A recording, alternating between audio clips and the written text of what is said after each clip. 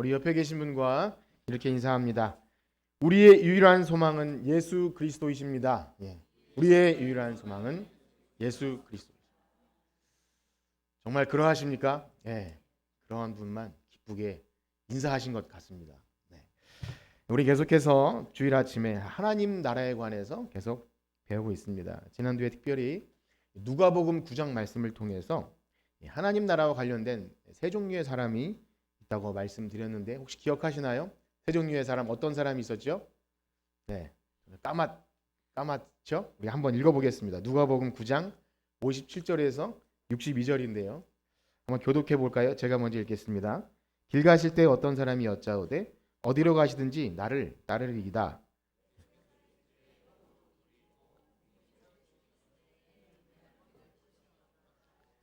또 다른 사람에게 나를 따르라 하시니 그가 이르되 나로 먼저 가서 내 아버지를 장사하게 하옵소서.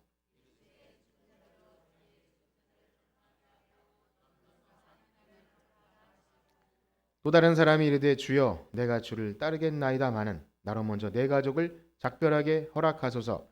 예수께서 이르시되 손에 쟁기를 잡고 뒤를 돌아보는 자는 하나님 나라에 합당하지 아니.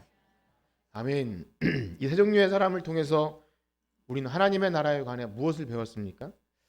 첫 번째 사람은 그랬죠. 주님이 어디로 가시든지 나는 따르겠습니다 하고 호언장담했지만 하나님은 그의 열심을 거절하시죠. 그의 열심을 거절하고, 왜냐하면 그 사람이 얻고자 하는 하나님 나라는 성경이 말하는 하나님 나라와 근본적으로 달랐기 때문이죠. 또 어떤 사람에게는 예수님께서 먼저 따르라고 했지만 먼저 부친을 장사 지내고 따라야 한다고 핑계를 되지 않습니까? 그때 이렇게 말씀하시죠. 죽은 자들로 죽은 자들을 장사하게 하라. 좀 퉁명스럽게 그렇게 말씀하시면서 가서 하나님 나라의 복음을 전하라. 그것이 더 급한 일임을 말씀하시고요. 또 어떤 사람은 내가 주님을 따르겠습니다만 하고 단서를 붙이죠. 따르겠습니다. 그러나 가족과 작별 인사를 하겠다고 하죠. 그때 뭐라고 하십니까? 쟁기를 잡고 뒤를 돌아보는 자는 하나님 나라에 합당하지 않다. 참 교인 한 사람 얻기 어려운 오늘날의 시대에 과연 이렇게 교회를 찾아온 누군가에게 이렇게 말한다면 참 그러지 말라고, 뭐가 그렇게 잘난 것이 있냐고 그럴 것 같은 세상이 아닙니까? 그렇죠? 어제도 어떤 분과 참 전화로 신방을 하는데 이러저러한 이유로 다 가족이죠. 가족, 아이와 아내 이런 일로 당장은 예배드리기 힘듭니다 라는 그런 일들을 듣게 될 때 저는 예수님이 아니기 때문에 그러려면 믿지 말라고 하지는 못합니다. 그러려면 그냥 관두라고 못하지요. 그런 예수님 너무 단호하세요. 그러나 우리는 이 성경이 말하는 하나님 나라와 그 나라에 들어가기 위한 복음의 초청에 관해서 오해하면 안 됩니다. 마치 하나님 나라는 항상 열려 있으니까 내가 원할 때 언제든지 따를 수 있을 것처럼 그렇게 생각하면 절대 안 되고요. 그런 식으로 말씀을 들어서도 안 됩니다. 지금 여러분들이 앉아서 말씀 듣는 이 시간에도 내가 원하면 언제든지 저는 변화되고 더 열심히 할 수 있어요 라는 마음 가질 수 없는 것이죠. 또 성경을 보면 예수님께서 이 땅에 오신 이유가 하나님 나라의 복음을 전하러 오신 것이고 교회도 그거 하는 곳인데 이렇게 미적거리거나 핑계를 대는 사람도 기다려주고 어떻게든 와서 듣게 하려는 것을 해야 되지 않겠나 그렇게 생각합니다. 그런데 예수님 어떻게 하시죠? 이런 자들을 거절하십니다. 지체하는 자에게는 그냥 아예 오지 말라고 그렇게 하시죠. 역시 우리는 그런 말씀 들으면 기분이 상합니다. 썩 좋지 않아요.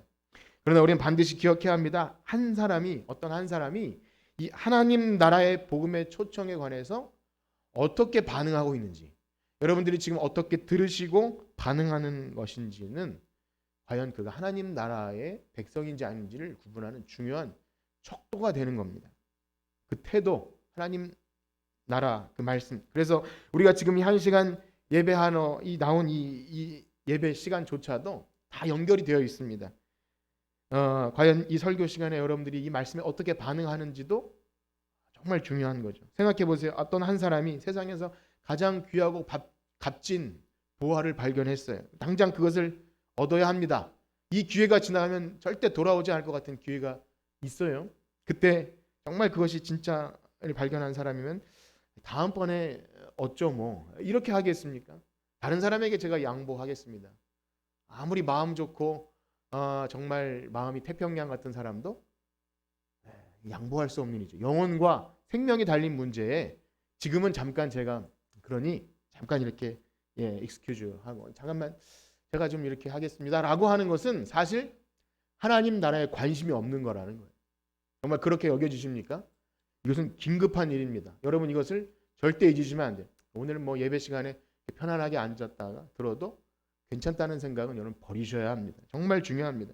여러분들에게 설교의 시작부터 좀 이렇게 좀 부담스러운 이야기를 드려서 너무 죄송하지만 여러분 지체하지 말고 속히 결단하기를 축복합니다. 도대체 무엇을 결단하라는 것입니까? 벌써 설교가 마무리된 그런 느낌으로 이제 눈을 뜨시는 분들 뭘 결단하라는 것입니까?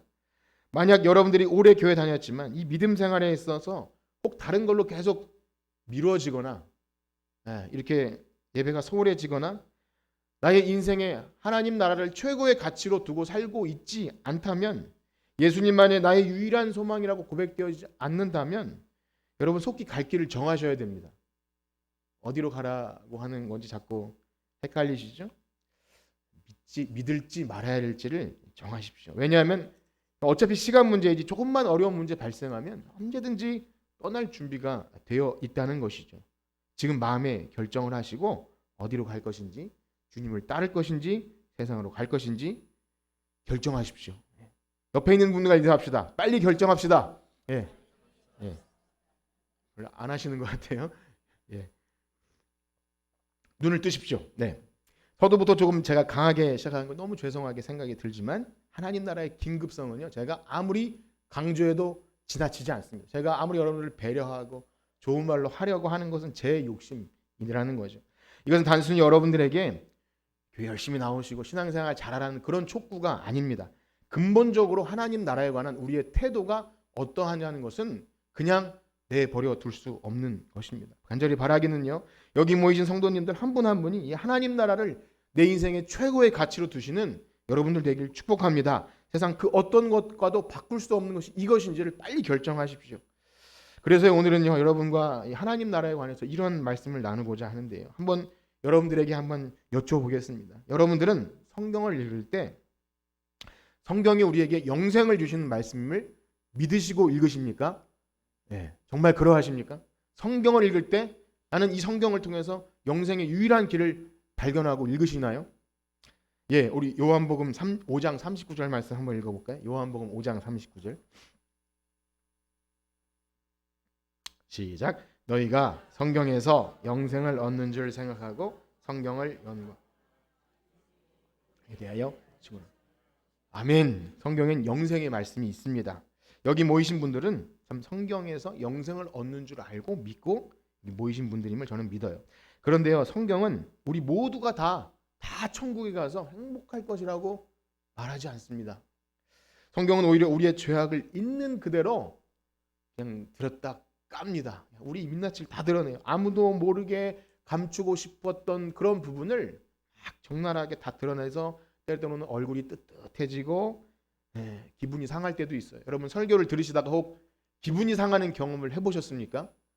그것이 정상입니다. 그러셔야 합니다. 그러셔야 말씀을 들을 때 그냥 평범한 성경을 읽어나면서도 굉장히 불편할 때가 있어야 합니다. 그렇습니다. 말씀드린 대로 성경 말씀은요. 우리에게 영생을 주시는 길이 있음을 확실한 거죠. 믿습니다. 그런데 하나님 나라와 관련해서 결국 긍정적인 얘기만 하고 있지 않다는 것을 반드시 기억해야 합니다. 우리 요즘에 교회가 함께 읽고 있는 책이 무슨 책인지 아십니까? 민수기죠. 이걸 아시는 분들은 정말 복받은 성도님들이 민수기 말씀입니다. 제 친구가 중에 민수가 있는데 그 친구가 민수기 수를 셌는데요. 그냥 수를 세지 않아요. 불편합니다. 매우 불편합니다. 이 수가 그냥 수가 아닙니다.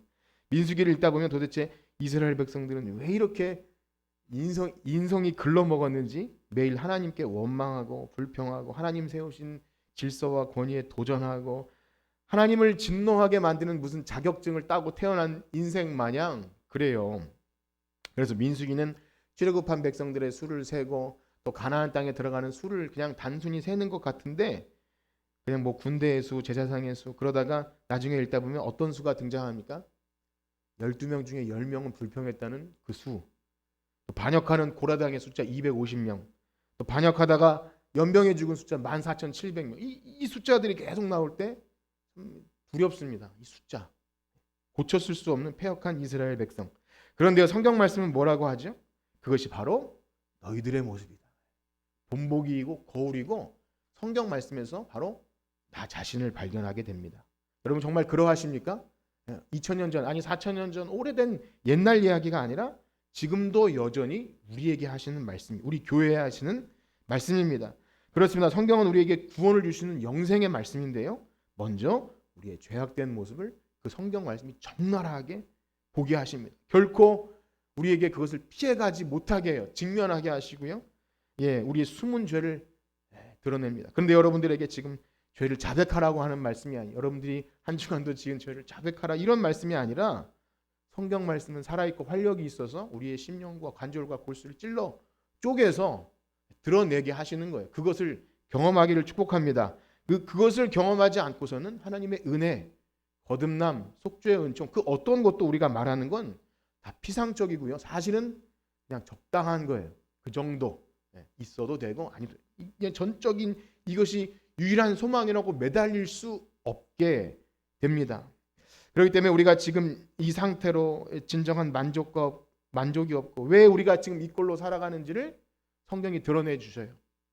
우리가 어떻게 죄인이 되었으며 우리는 스스로 결코 의를 행할 수 없고 이 죽음의 자리에서 노예처럼 살다가 지옥 갈 수밖에 없다는 것을 드러내 줍니다. 여러분 믿으십니까? 내가 왜 세상 살면서 만족이 없었고 행복이 없었고 평안이 없고 감사가 없고 마음의 시기와 질투와 비교하는 마음이 있었는지 외부에 있는 것이 아니라 내 안에 있다는 내 죄 때문이라는 것을 알게 됩니다. 바로 이 모든 것이 죄로 인해 하나님과 멀어져서 모든 의로운 관계가 깨어졌기 때문에 결코 우리는 하나님을 만날 수조차 없는 철저하게 부패하고 타락한 인생임을 보게 하십니다. 여러분 지금 우리의 이 상태가 죄로 인해서 이 지경이 됐다는 것을 알고 믿고 고백하십니까? 정말이십니까? 이것이 있어야 합니다. 하나님을 떠난 상태가 얼마나 비참한 상태이며 하나님의 진노를 받아서 지옥 갈 수밖에 없는 상태. 그렇습니다. 우리가 하나님 나라를 들어가기 위해서 복음을 깨달아야 되고 여러 가지 말씀을 드리고 있지만 이 구원을 얻는 일에 있어서 먼저 성경이 우리에게 하시는 이 말씀, 허물과 죄와 직면하게 하고 우리의 비참한 상태를 보게 하는 이것을 반드시 지나가야 합니다. 듣기 좋은 말을 들으러 왔다고 여러분 기대하지 마십시오. 오늘도 좋은 말씀 듣고 돌아가기를 기대하지 마십시오. 만약 성경을 통해서 그러한 우리의 민낯을 드러내는 단계를 그냥 뛰어넘기를 원하신다면 진짜 하나님 나라의 복음을 알 수 없습니다. 죄사함의 은총과 거듭남과 회심도 알지 못하고 거짓 복음을 가지고 사탄이 우리를 속이는 우리의 귀를 즐겁게 하는 것 가지고 그것 가지고 그것이면 족하다. 여기에 멈추는 거죠. 그러나 악한 사탄 마귀는 계속 우리를 속입니다. 우리가 조금 노력하고 개선하면 될 것 같고 내가 지금 이러고 있지만 내가 좀만 마음 먹으면 예배 잘 나올 수 있고 좀만 마음 먹으면 저는 하나님 뜻대로 살 수 있어 라고 우리 스스로를 속여요. 그래도 저 배역한 이스라엘 백성보다는 제가 좀 낫다고 속이고 세상의 그 악한 사람보다 우리가 좀 나은 것처럼 그렇게 우리를 속입니다. 무엇보다 하나님은 사랑이신데 어찌 하나님이 자기가 만든 피조물을 심판하시겠습니까? 이렇게 하나님의 심판조차 의심하죠. 그렇게 하나님이 하시는 일에 이의를 제기하고 반기를 듭니다. 하나님 말씀이 불편해요. 구약 성경에서 멸망받는 이야기는 왠지 읽고 싶지 않아요. 무엇보다 하나님은 사랑이신데 왜 그렇게 합니까? 세상 사람들 중에 그런 사람이 있어요. 자기가 만든 피조물을 심판하는 하나님 난 믿지 않겠다. 믿지 말라고 하십시오. 그냥 머릿속으로 생각해낸 말입니다. 그래서 성경에서 이런 끔찍한 이야기가 있는 것은 좀 너무한 거 아닌가 이렇게 생각이 들고요. 아니 사람이 상황에 따라서 좀 불만도 좀 표출할 수 있지. 불순종했다고 이렇게 불이 나와서 다 태워 죽이고 땅이 갈라져서 산채로 매장시키는 건 하나님 사랑 아니지 않습니까? 구약의 하나님은 다른 것 아닙니까? 라고 그렇게 탐탁지 않게 여깁니다.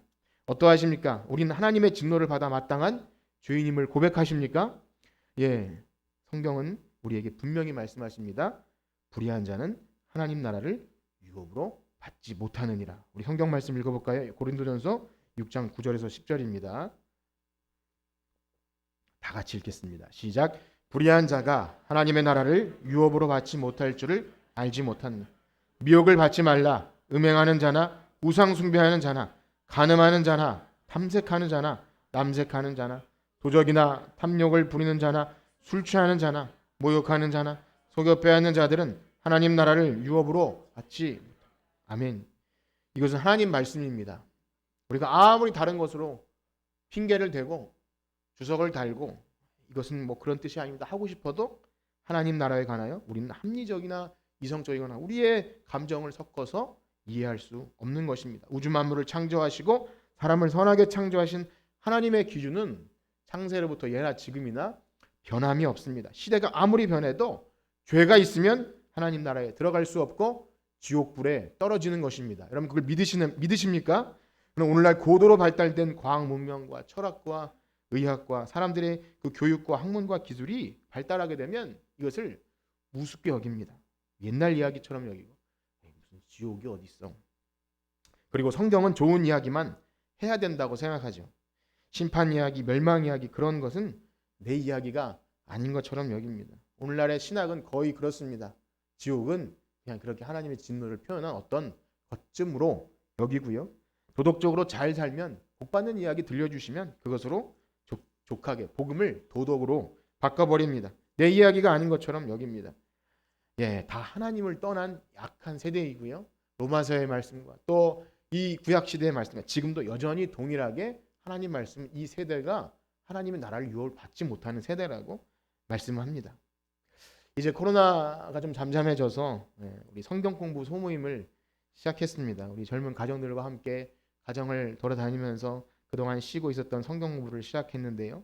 우리 젊은 가정들과 성경 공부를 하다 보면 항상 기도 제목이 자녀의 신앙 문제입니다. 우리 자녀의 신앙 문제 어떻게 하면 이 자녀가 하나님을 만나고 참 거듭나고 열심히 신앙생활을 할 수 있을까? 이거죠. 참 그럴 수밖에 없죠. 근데 저희 세대도 참 어르신들을 보기에 부끄럽지만 요즘 말로 꼰대가 되어버린 시대가 됐습니다. 9세대가 됐어요. 아이들의 신앙생활을 못하는 거 볼 때 왜 쟤네들은 저럴까라는 생각이 막 듭니다. 참 죄송합니다. 그래서 이런 생각이 들어요. 애들이 좀 부족한 것이 없어서 그런가? 우리가 일부러 부족을 좀 경험하게 해야 되나? 간절함이 없으니까 하나님을 찾지 않고 그러나? 이런 생각이 드는 거죠. 편안해서 그런가?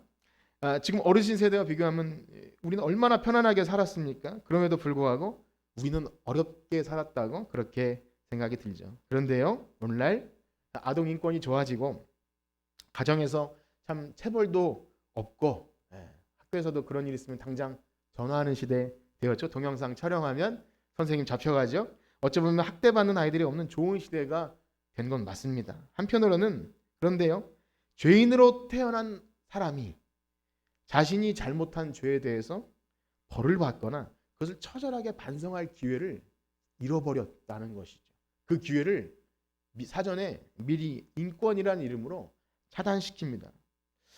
그것은 너의 잘못이 아니라고 말하고 너는 소중하고 귀한 존재이기 때문에 싫은 것은 싫다고 말하고 아이를 소중하게 여기는 것 같지만 정작 잘못을 지적받으면 못 견디는 시대가 되었습니다. 그래서 요즘에도 참 학교에서 학폭이 일어나면 부모들이 그 현장에 있지도 않아놓고 너 나서서 날뛰죠. 대법까지 간다고 합니다. 대법원. 대법이 우리나라가 3심제도 아닙니까?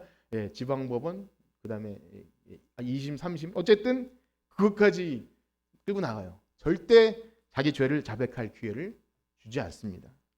아마 저희 어릴 때만 해도 그것 가지고 부모님께 가면 아마 부모님이 가서 싹싹 빌었을 거기 때문에 아마 우리 선에서 해결했었을 거예요. 창피하지 않으려고. 우리 부모님들은 그런 부모님이 아니었잖아요. 가서 우리의 잘못입니다라고 하는 시대 아니었습니까? 저도 참 많이 맞고 혼나고 자랐기 때문에 혼나는 거 싫고 매 맞는 것 싫습니다. 그런데요, 내가 잘못한 것에 대한 철저한 반성과 반성문과 회개와 이런 과정들을 억울하기도 하지만 겪어내지 않았을 때 하나님 앞에서 처절한 반성과 회개와 이런 것 절대 일어나지 않습니다. 하나님의 진정한 구원에서 나오는 사랑과 은혜도 경험할 수 없습니다. 물론 부모도 다 죄인이고 부족한 인생이지만 결국 하나님께서는 하나님의 그 큰 사랑들을 우리 인간의 부모를 통해서 힌트를 얻고 그렇게 혼나기도 하고 반성과 참 이 처절한 그런 내 죄 그런 것들을 깨닫게 하죠.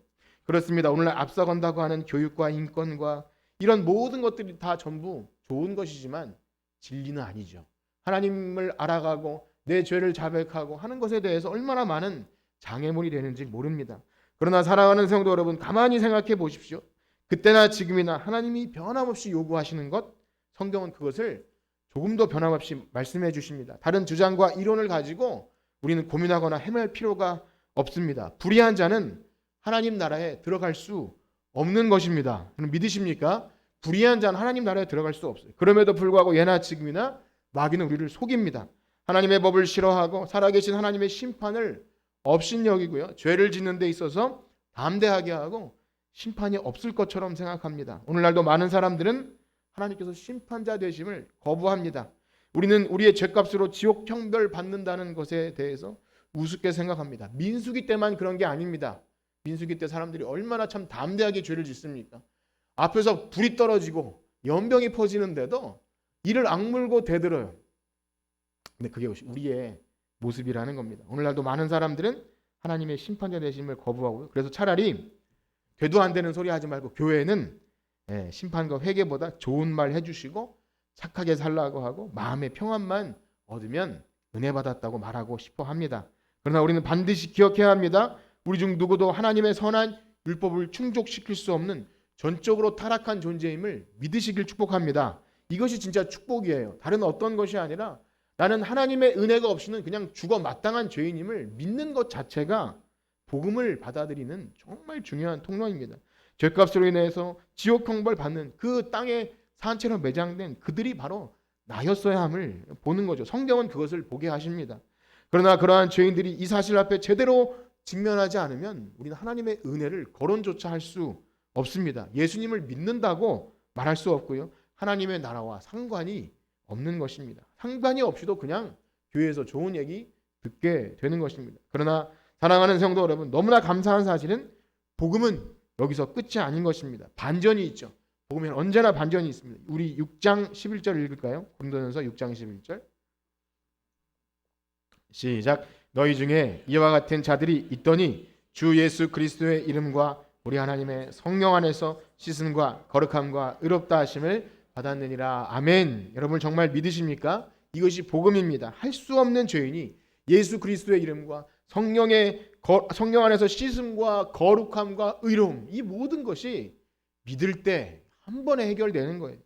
이것이 바로 구원의 선포이고요. 복음입니다. 이것이 어떻게 가능합니까? 하나님의 아들 예수 그리스도께서 이 땅에 하나님 나라를 버리시고 우리를 위해 이 땅에 오셨다는 그 사실 때문에 가능합니다. 예수님께서 이 땅에 오셔서 단순히 우리를 가르치시면서 좋은 사람 되라, 착한 일 하고 남 도와주고 그렇게 하면 좋은 일이 있을 거라고 하는 좋은 선생님으로 오신 것이 아닙니다. 우리 자신보다 우리들을 더 잘 아신 하나님은 우리가 그렇게 가르쳐서 될 사람이 아님을 더 잘 아셔요. 우리의 정욕과 더러운 욕심으로 가득하고 죄의 노예가 되어서 그냥 평생 죽을 짓만 하다가 지옥 갈 사람들인 걸 더 잘 아십니다. 여러분 그렇지 않습니까? 여러분 마음대로 우리의 노여움을 그칠 수 있습니까? 내 마음도 내 마음대로 안 되죠. 여러분 분노 조절이 잘 되십니까? 분노 조절 장애라는 그런 거 있는데 전 다 있는 것 같아요. 모든 사람들이 다 때로는 분노 조절이 안 되죠. 점점 더 호르몬 조절도 안 되고 사소한 일에 마음도 상하고 내가 왜 이러는지 약에 의존하게 되죠. 그 약이 뭐 마약이 아니라 약물에 의존하게 될 때가 있어요. 저도 그런 얘기를 듣고 그 약 저도 먹어볼 수 있나요? 라고 물어본 적이 있어요. 그 약, 몸의 건강, 마음의 건강이 약에 의존되는 오늘날의 시대에 마음의 근심과 시기와 질투와 원망과 그렇게 사로잡힐 때 다른 것에서 원인을 찾아요. 사실은 물론 모든 질병이 죄라는 말이 아니라 그럼에도 불구하고 내 자신을 돌아보면 내가 저것 때문에 지금 이 지경이야 라고 말하지만 그건 근본적으로 하나님을 인정하지 않는 죄입니다. 여러분 정말 하나님 뜻대로 마음을 다해 하나님 사랑하고 마음을 다해 이웃을 사랑할 수 있겠습니까? 그럴 수 없는 존재입니다. 우리 중 누구도 스스로 그 경지에 도달할 수 없는 것입니다. 그래서 하나님의 기준에 도달할 수 없는 사람은 없습니다. 율법의 요구를 충족시킬 수 없어요. 우리가 뭘 열심히 해서 의로워지려고 하는 노력은 그냥 더러운 옷입니다. 그러나 예수님께서 이 땅에 오셔서 한 일이 무엇이죠? 내가 할 수 없는 그것을 예수님께서 이루신 줄 믿습니다. 사람의 몸을 입고 이 땅에 오셔서 내가 할 수 없는 그 일을 이루시려고. 그래서 이제 예수님이 하신 그것 때문에 하나님은 죄인된 나를 보시는 것이 아니라 나를 감싸주시고 있는 예수님을 보시면서 그래, 너 예수님, 예수 아들 너 때문에 의롭다. 그렇게 선포해 주시죠. 내가 당해야 할 모든 모욕과 수치를 침뱉음과 그 모든 채찍을 주님께서 당하셨기 때문에 우리는 의로워집니다.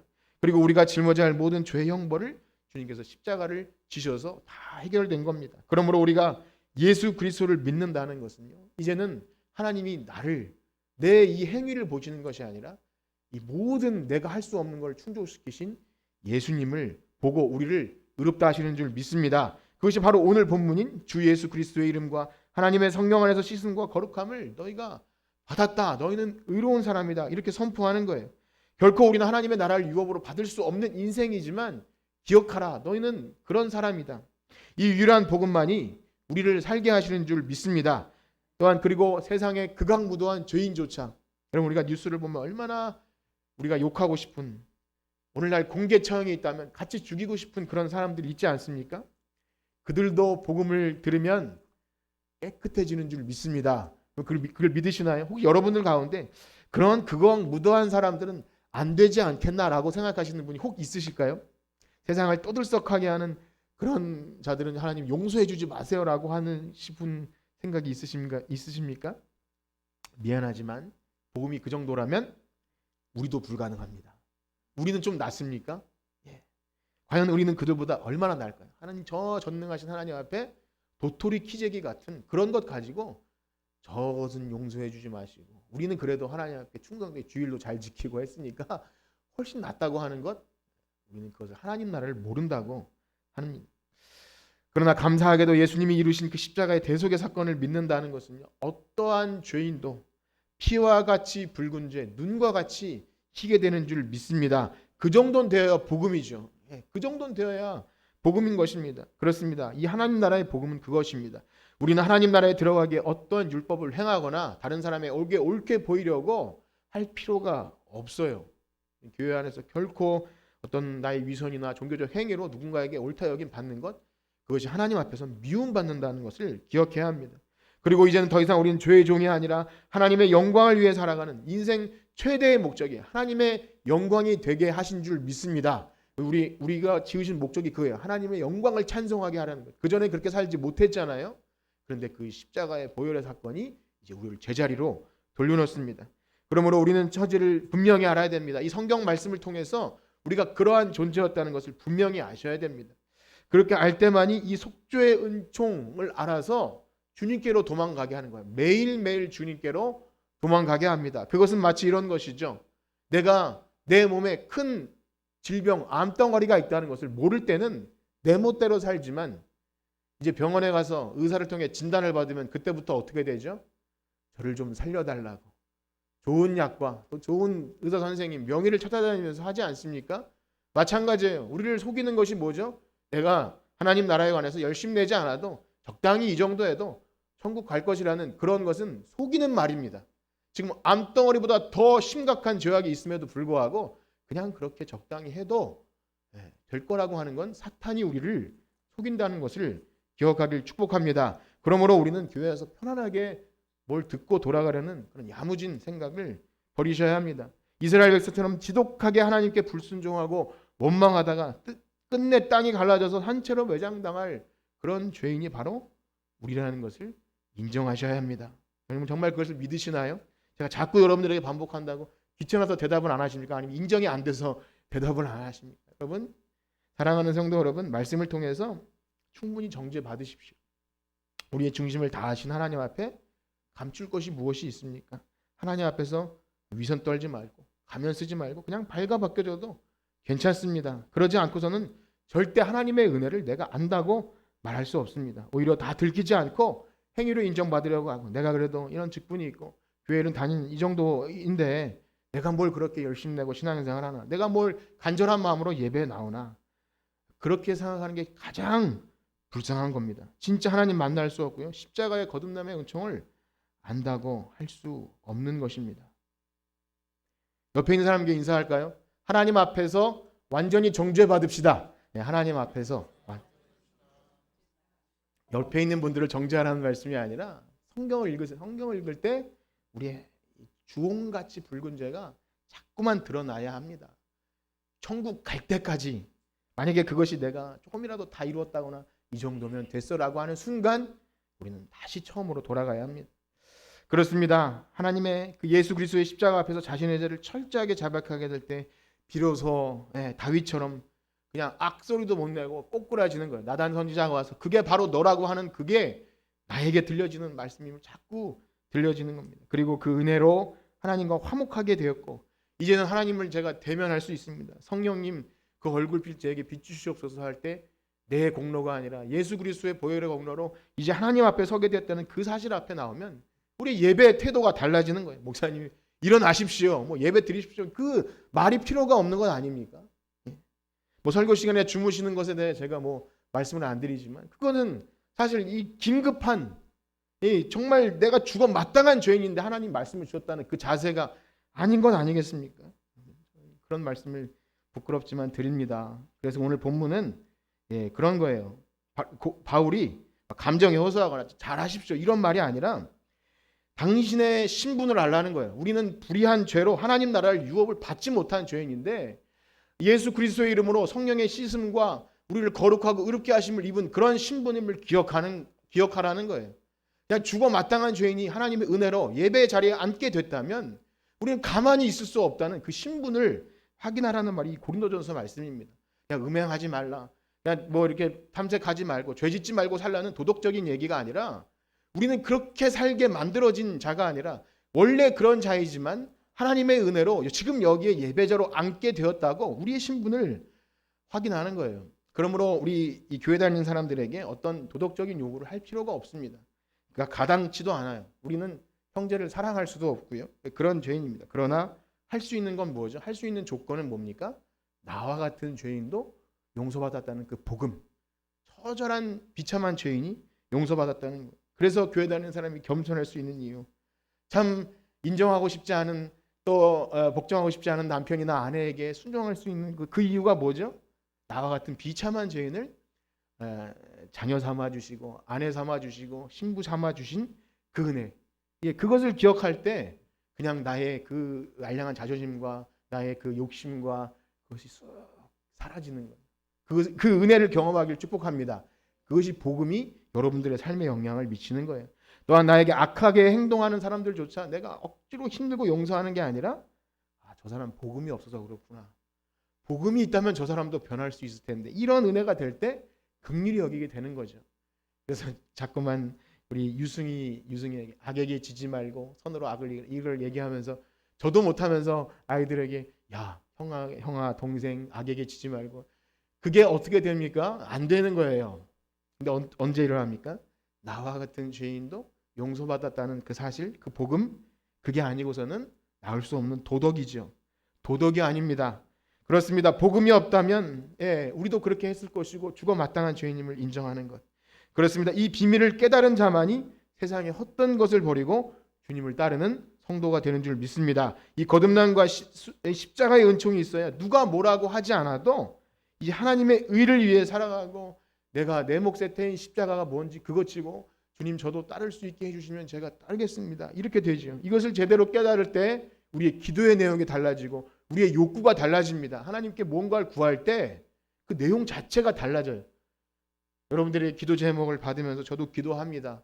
그런데 그 기도의 제목이 우리 목장에다가 일부러 똑같은 걸 쓰는지 아니면 원래 똑같은지 모르겠지만 변화받은 심령 속에 나오는 기도 제목은 다릅니다. 분명히 달라요. 뭔가 내가 이 땅에서 요구하고 그것을 채워져야 행복할 것 같은 그것이 더 이상 나를 살게 하는 것이 아님을 알기에 우리의 기도 제목이 달라지고요.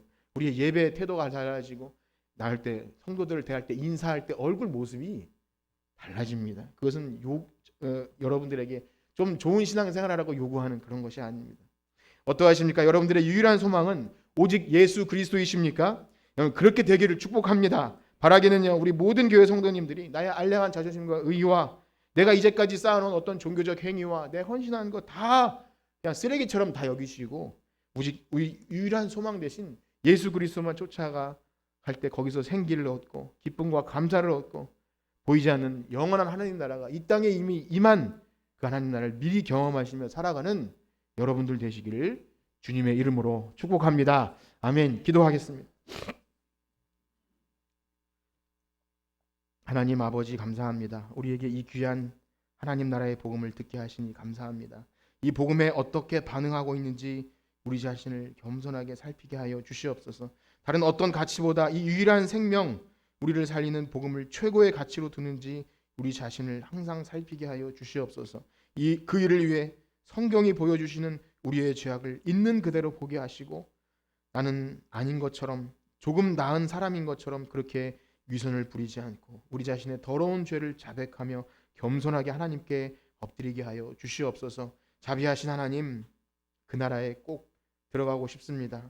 나의 행위가 공로가 아닌 오직 예수 그리스도께서 우리를 위해서 이루신 그 유일한 구원의 길을 전적으로 믿고 의지하며 믿음의 주요 온전케 하시는 예수님만 바라보고 따라가는 우리 모두가 되게 하여 주시옵소서. 예수님의 이름으로 기도합니다. 아멘.